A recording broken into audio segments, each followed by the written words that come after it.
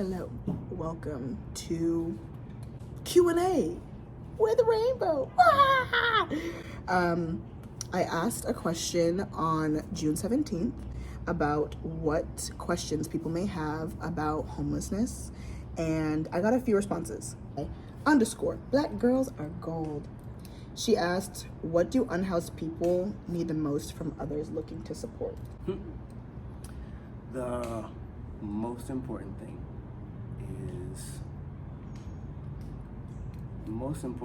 is to find out the way that somebody needs help. Yep, because the scenario of homelessness isn't anything that's a one-size-fits-all scenario. Right. It's not a type or a character, and not every situation needs the same or will benefit from the same things. Yeah, thank you for the question. The next question is from Jaime_FHM. He asked, did you feel at peace, or do you feel at peace while being homeless in regards to bills and other financial responsibilities? Yeah, because there aren't any. Yeah. So everything that's connected to a house Mm-hmm. is all, that's literally, the overhead is completely gone. Yeah. It's that literal with the homelessness part Mm-hmm. and the motif of a home and the structure and the security Mm-hmm. and everything and what's requisite to maintain it, to obtain it, maintain it. And there's completely, all the overhead is gone. Yeah. And the only thing to manage as far as financial responsibility is having any gold wherewithal and doing what? All of the basics, the food that has to happen every day, Mm-hmm. and some medicine, whatever that is. Water is included with the food because Mm-hmm. that can't be overlooked. That's the only financial responsibility, is the survival. And really there's no threshold of anything else. Also, I have spent time thinking about people that are, say, my peers, or anybody in mainstream life and their concerns, and especially with asking people to share their wherewithal, whatever resources, gold, energies, wisdom, whatever they have, and they're very busy, and they're wrapped up in literally the trappings of their life because they have a house, and Yeah, multiple and they have vehicles, to and policies. maintain that, Mhm. and taking away from that puts them at a detriment. Right, or perceives it as being of risk Mm-hmm. to their security. Mhm. So I spend a lot of time in silence and a lot of time by myself, and there are, over the past 2 years, I have spent more time by myself outside, like working an overtime job, Mm-hmm. literally 10 hours or 14 hours being outdoors in whatever conditions, snowing. Some of the times it was literally snowing and there's nowhere else to go. Yeah. Libraries closed, the buses are not running, Yeah. there's everything shut down, and there's nothing, or in the extreme heat. And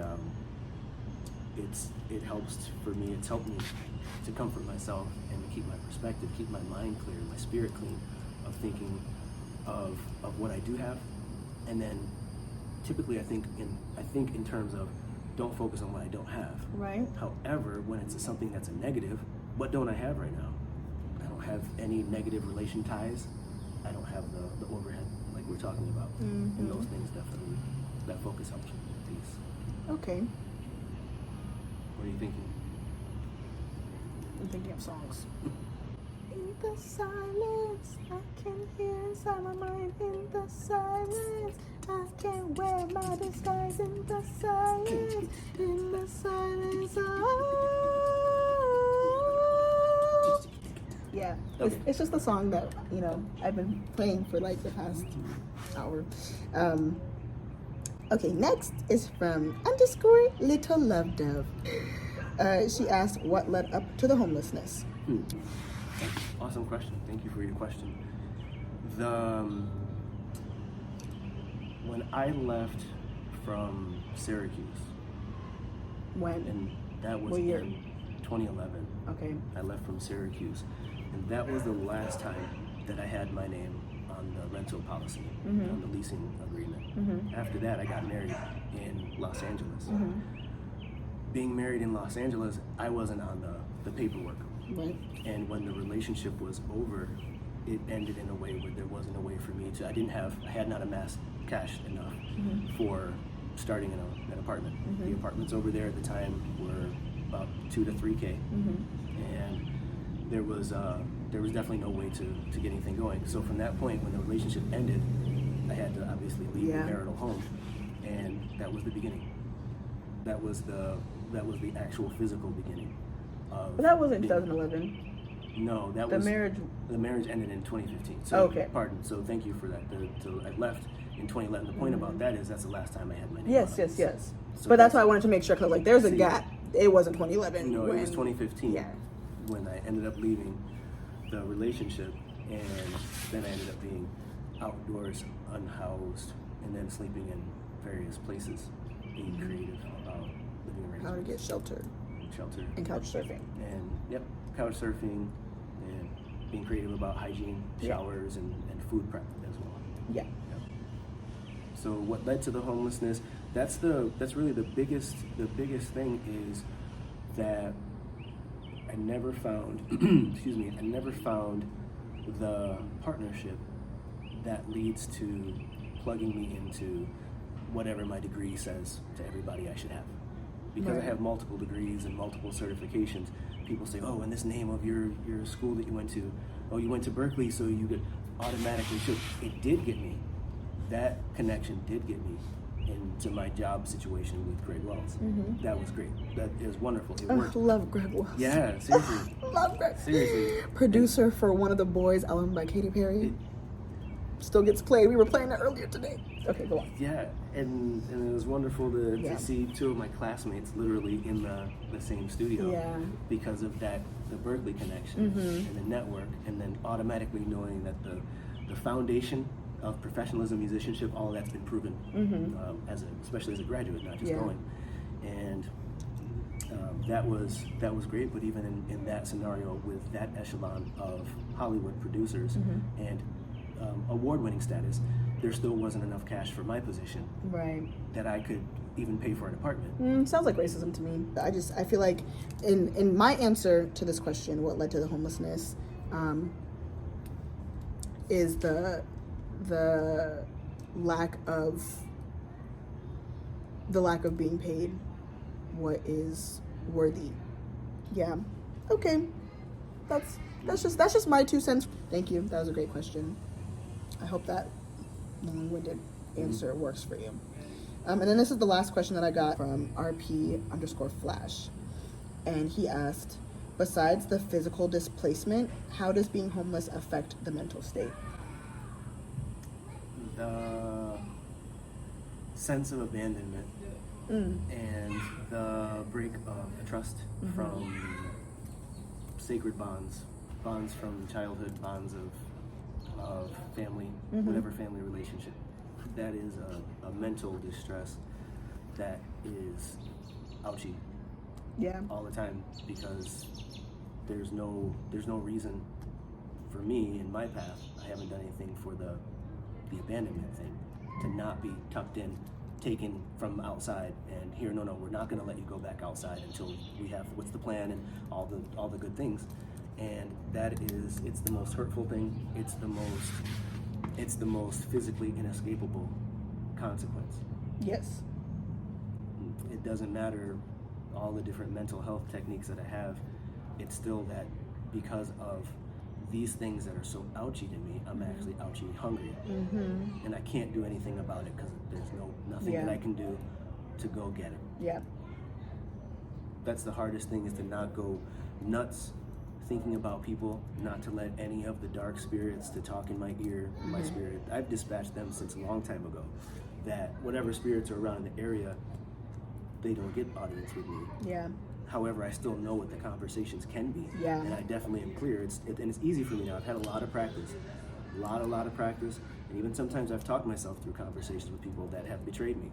They betrayed me, and why? And I'll go down a whole line, and if I need to, whatever words that I need to have with my spirit, let my mind go free and be free as I can get myself, and be safe to let it out and purge it. And then after I do that kind of stuff, I can pick up whatever pieces that this is legit, valid.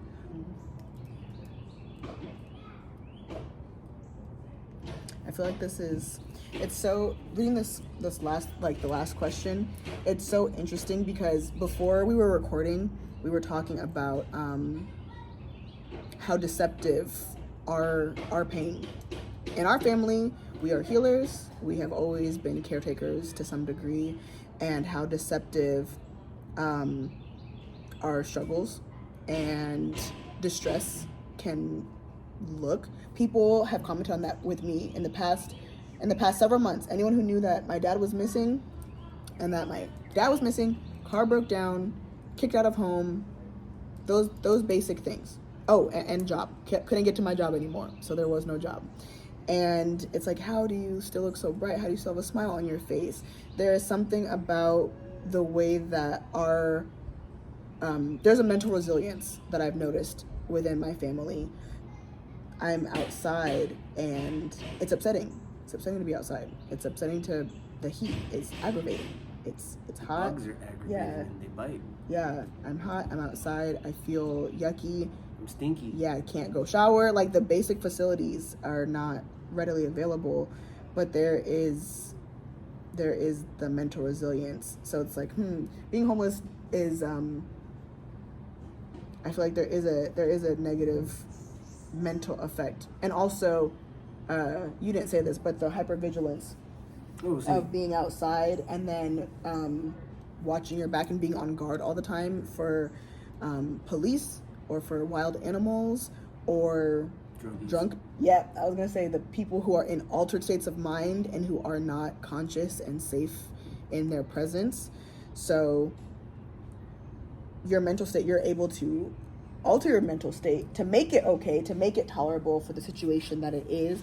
But overall, the mental effects of being homeless they're bad.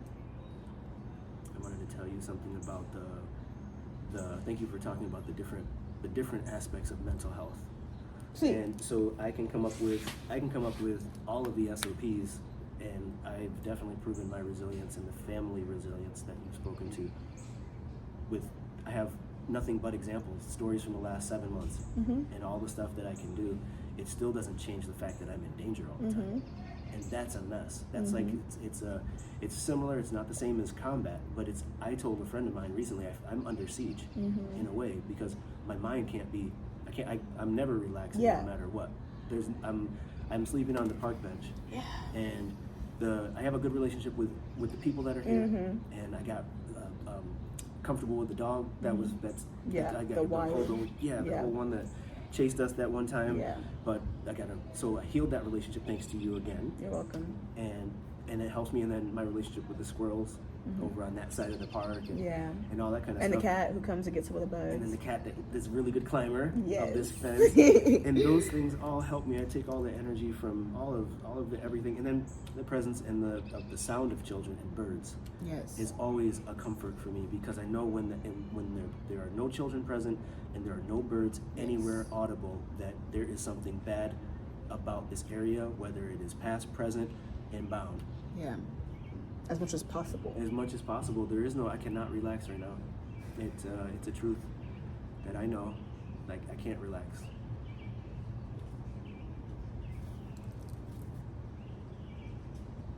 I'm good about accepting the opportunities to relax. Yes. I appreciate those, because it's like this. Rainbow Warrior is going to be embattled, and whenever we get time off of battle, it's time off of battle. So there's no conflict, no direct conflict. Let's enjoy everything, and celebrate life as much as possible. And that's one of the things that also helps me with everything, to be acceptable. Yeah. Because that's what I want to celebrate. Yeah. And so it's awesome. It's awesome to feel a little celebration with the people I see in the neighborhood, at whatever food place I go to or supply store. It's great. Yeah, the other thing that helps with the mental health is being with people that are healers and surrendering to their awesomeness and their confidence and their love.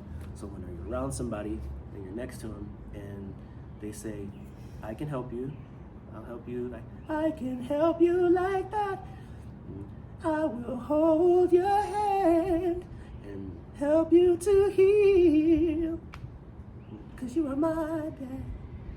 However it goes. As for me, that helps for me definitely to know that I have somebody that is helping me, somebody that is caring, that has not betrayed me, and that I can trust, because the other trick is getting tricked into no longer trusting anybody. And I've had enough experiences about that.